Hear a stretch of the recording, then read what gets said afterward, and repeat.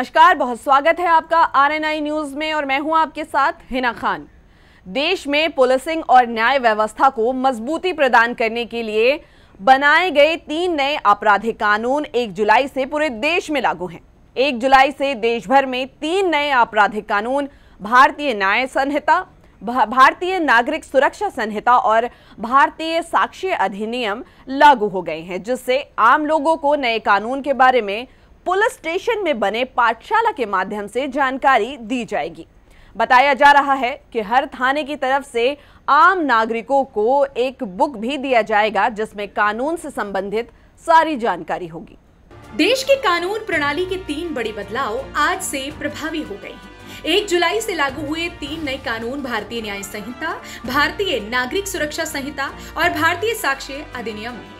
भारतीय कानून प्रणाली में बदलाव के लिए 3 विधेयक पिछले साल संसद में पेश किए गए थे। इसी साल 24 फरवरी को केंद्र सरकार ने घोषणा की थी कि 3 नए आपराधिक कानून इस साल 1 जुलाई से लागू होंगे। 1 जुलाई से लागू हुए 3 नए कानून भारतीय न्याय संहिता, भारतीय नागरिक सुरक्षा संहिता और भारतीय साक्ष्य अधिनियम है। इन कानूनों ने क्रमशः भारतीय दंड संहिता आईपीसी 1860, आपराधिक प्रक्रिया संहिता सीआरपीसी 1898 और 1973 और भारतीय साक्ष्य अधिनियम 1872 की जगह ली है। सरकार ने सदन में कहा था कि समाप्त होने वाले ये तीनों कानून अंग्रेजी शासन को मजबूत करने और उसकी रक्षा करने के लिए बनाए गए थे और उनका उद्देश्य दंड देने का था, न्याय देने का नहीं।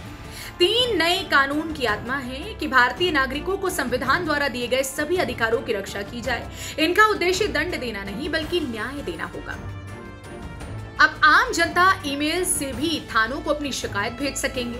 नए कानून में वैज्ञानिक साक्ष्य संकलन पर जोर से सिर्फ बयान के आधार पर गलत दोषारोपण पर रोक लगेगी।